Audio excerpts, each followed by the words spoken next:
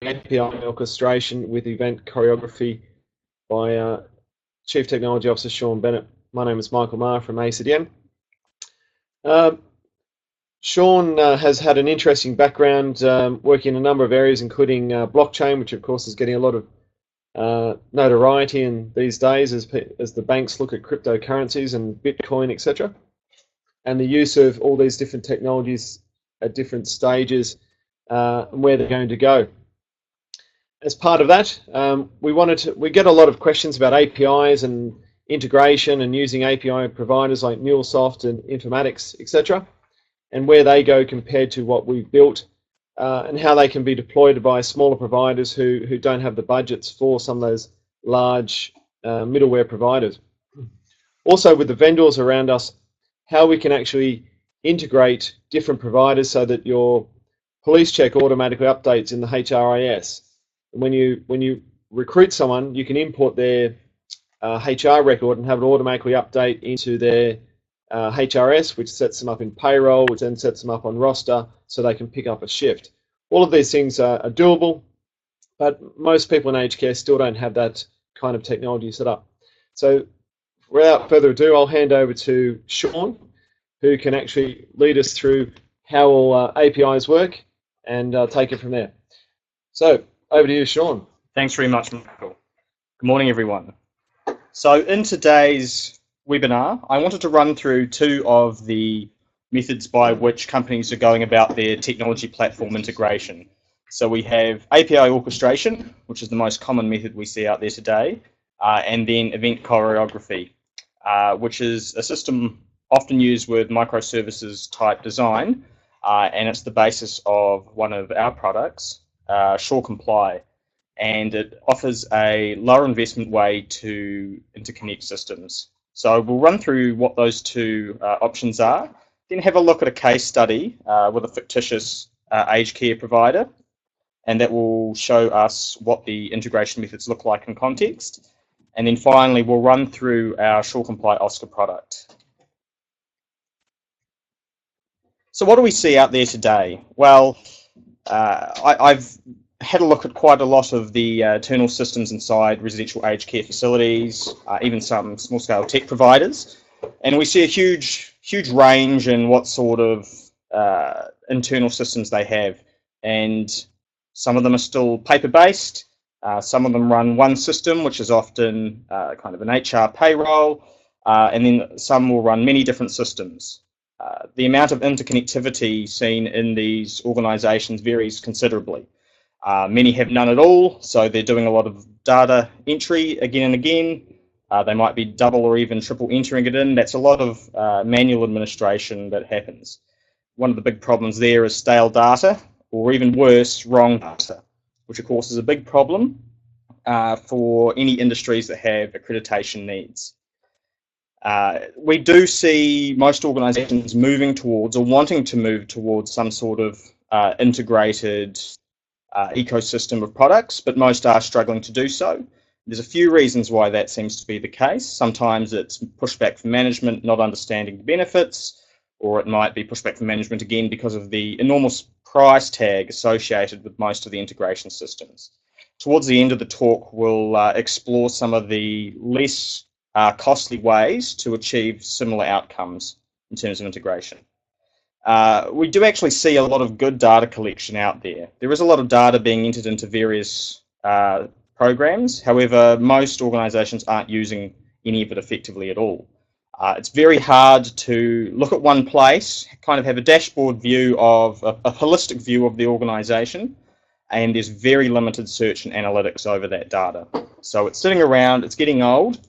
By the time we do any analytics on it, it's months, years old, and therefore isn't very useful at all. So people are trying to move towards integration. We hear this word all the time, integration, interconnectivity, words like that. And it's all about making systems talk to each other, reduce that manual entry of data, have data move between systems so that you can search, so that you can do analytics. However, it is very time consuming to do currently. And MuleSoft, one of the big vendors of API orchestration software, did a survey among CIOs in Australia, and it was seen to be the most time-consuming element of solution implementation. So it's a wee bit of a turn-off having to do implementation when taking on any new sort of system. And in fact, other software vendors also report that a lot of their clients won't take on their systems because of the implementation that they think they'll need to do. However, they also do admit that it is a critical component of the solution and really can't be ignored if they're wanting to get all the benefits of the functionality that they're buying on. So API strategies in Australia. Most companies are moving towards API strategies for integration, both internally as well as to connect to external providers, as well as to let external providers connect to them. So it's quite an important part of modern businesses today. Now, 50% of businesses already have an API strategy in place. This is all data from Australia, and a further third will implement one this year. That does leave 1/5 that won't have one by the end of this year. The top three motives there. The first one is all about integration connectivity, so no surprises. The second is self-serve IT. That's to let users be able to empower the average user in their IT ecosystem so they're not reliant on internal administration, sysadmins, that sort of thing. And third is innovate faster, and the biggest reason this is because they can take on additional platforms without having to go through a lot of big integration hoops that they might have previously had to do. Interestingly, Australia is actually a world leader in terms of API strategy. We're slightly ahead of average.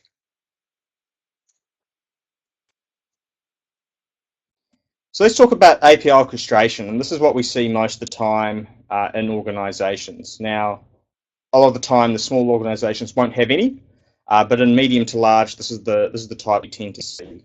And it's point to point, so that's system to system or platform to platform, depending on the terminology you want to use. So on the diagram on the right there, you might imagine each of those little dots as a system that you're running. It might be HR, might be payroll, purchasing, some sort of ERP model, recruitment, anything like that.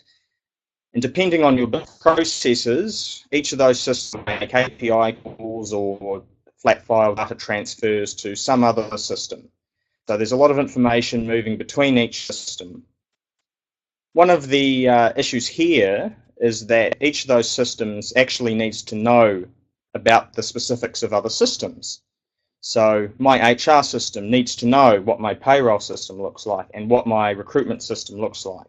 So if I was to remove any of those dots from the system and replace it with something else, I then need to change all the systems that are coupled to that. So that's one of the issues that we have here. It's tight coupling. I can't replace systems very easily because once I've put them in place, they're very much concrete in there. The new model that we like to see these days is event choreography. So instead of systems talking to each other directly in the context of business processes, they are now just publishing and subscribing to events via a single interface. So each system only needs to integrate once into the single interface and then publish events relevant to it. So for HR, that might be events like a new hire or someone's got a promotion, and that information needs to be read by the payroll system. And then they need to subscribe to events that they care about. So the payroll system in that case would subscribe to an event saying, okay, someone has a promotion, I need to deal with that. However, in that case, the HR and the payroll system aren't directly talking to each other. They're isolated. Each system is decoupled from each other. The only thing they are connected to is that event stream provider. So that means is I can very quickly replace any of those systems without changing any of my existing systems. So why it's better? Well, the decoupling's a big piece, and we're really about how we can add and remove entire solutions. But one of the more important things is actually if we're changing business processes. So if I am changing the way my organisation is structured, and a big case we see at the moment is where aged care providers are growing in size, taking on additional facilities, and they need to add those into their main systems, but they might be running something different at each facility, I can now change my business processes without having to modify all of my integrated systems, because I'm only modifying one system at a time, and we'll see how that works a bit better in context in a moment. Faster implementation, this is very important. I only need to consider one system at a time. So instead of looking at a whole business process and thinking about which systems need to push information, you know, HR needs to push to payroll, needs to push to purchasing, something like that, because they're only talking to the central event stream, I can just work on one at a time, and partial implementations are still very beneficial. And again, we'll see why that's the case in a second. And as well as the integrators learning a single interface, there's also a single data transfer format. Now, you can choose to use the original data transfer objects, but a lot of the event streams will try to have everyone write to a common format. And this is great for your developers, whether internal or external. They don't necessarily need to learn the ins and outs of every single appliance that you have in your IT stack. They can now just learn that central format. One of the other benefits, which is optional, is your pub sub, so your publishing and subscription model. Where you're connected via APIs, if one of your system goes down, that API call will be lost. So let's go back to the example of HR talking to payroll if a staff member has received a promotion. If your payroll is down and the HR system pushes an API call directly to your payroll system, that API call will be lost. So what will happen is when that comes back online at a later stage, you no longer have the information in the payroll system that says, okay, this person has gone up a pay grade. So you'll have to have some sort of manual oversight to make sure that things are actually correct after any sort of downtime. However, in the pub sub model, you'll have message queues. So the event stream will wait until the payroll provider is back online before it pushes the message to it. So in this case, when the payroll provider comes back online, the message queue then, and only then, will send the details about that staff member's promotion to the system. And even though you had downtime, the information will still be reflected and that person will receive the right pay. So that improves reliability considerably. So let's have a case study. Let's put this into context. It'll make a little bit more sense. I've made up the fictitious Lonsdale aged care. Let's say it's a small group. It has 5 residential aged care facilities, and it's running 4 internal systems. It has a resident management system, HR, recruitment, and payroll.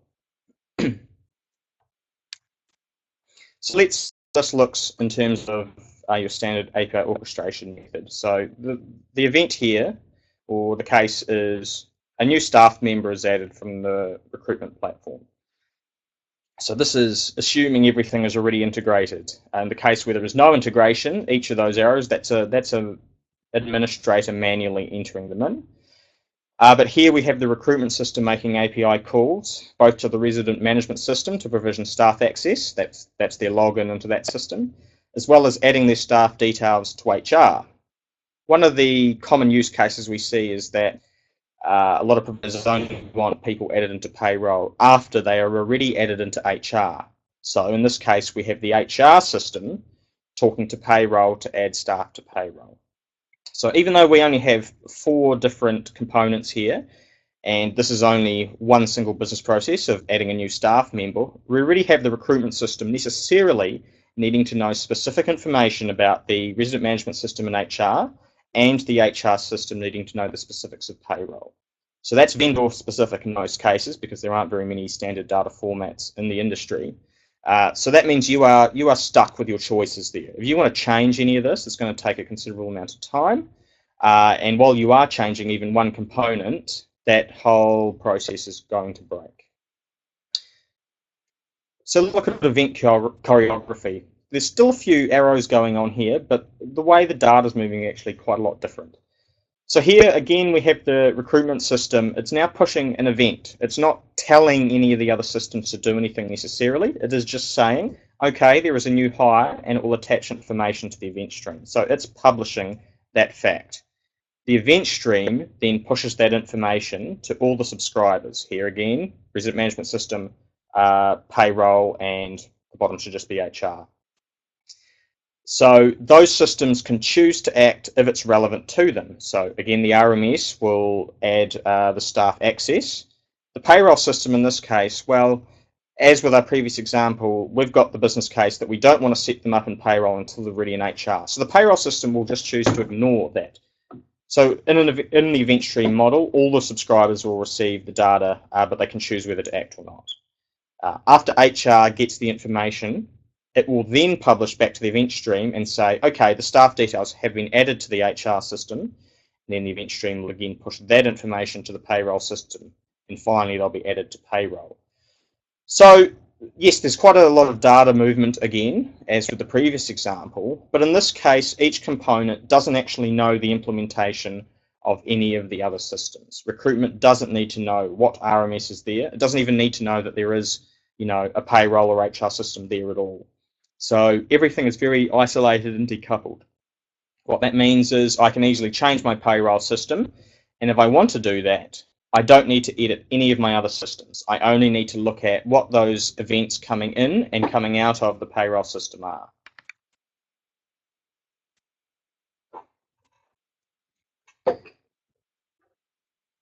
So let's have a look at SureComply OSCAR. So ACDN has a tech arm, and this is one of the event choreographers that we have provided. SureComply OSCAR, which is Open Systems Central Aggregator, is an event stream provider, so you can publish and subscribe to it. It also acts as a centered data repository. So in the pub-sub model, data will be attached to the messages often, but if you don't want that to be the case, or you like the idea of having a single view for all your data, you can actually send and retrieve data from OSCAR directly. And this is quite important when accessing things like OnePassport or the marketplace apps, which I'll come to in a second. But by integrating into SureComply OSCAR, you are also automatically, in a sense, integrating into all of the applications that are part of SureComply's marketplace. So what does SureComply and Aged Care look like? Well, it is branded Care HQ. And as you can see there are a wide variety of marketplace applications that have been added by our partner vendors. So they range from HR, recruitment, mandatory training, payroll, verification, contract management, all sorts of things there. So by integrating into the Care HQ central system, you will be able to use a lot of the functionality in these other systems without any additional effort in terms of integrating. Because again, you won't need to integrate directly into them. You will just be able to receive data through the event stream.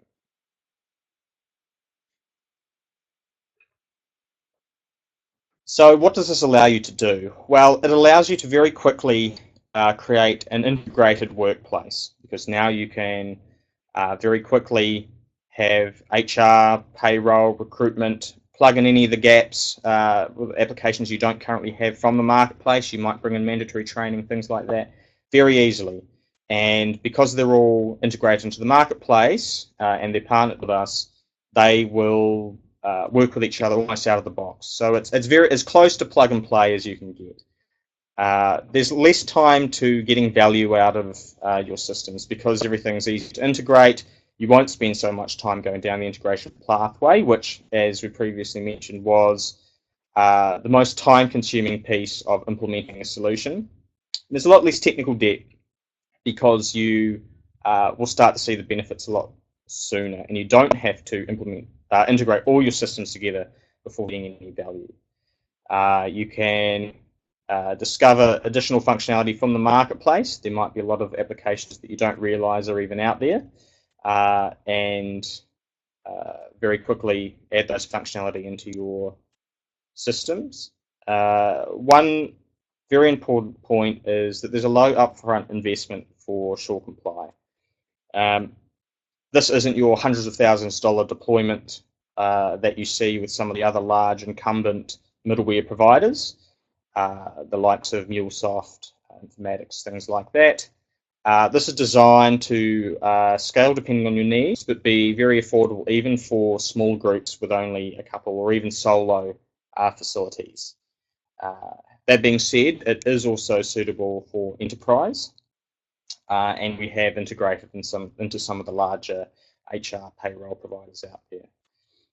One thing to note also is that you also get access to One Passport, which is a window into essentially membership profiles for aged care workers. So that information is very useful if you're doing any hiring or if you're trying to get real-time updates on your staff. So you'll be able to check things like police checks, previous employment history, what sort of CPD they've been doing, and that information can be updated directly into your HR system in real time, because those updates, of course, will come from the central system.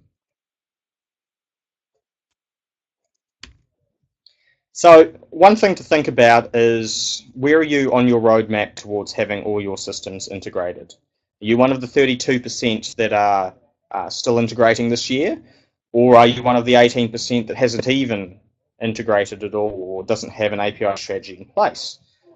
Now might be a good time to check up on your integration API strategy to make sure that you are going to be able to leverage the benefits of having connected systems, reducing that data entry, less manual administration, having a holistic overall view of your internal systems and being able to do those analytics.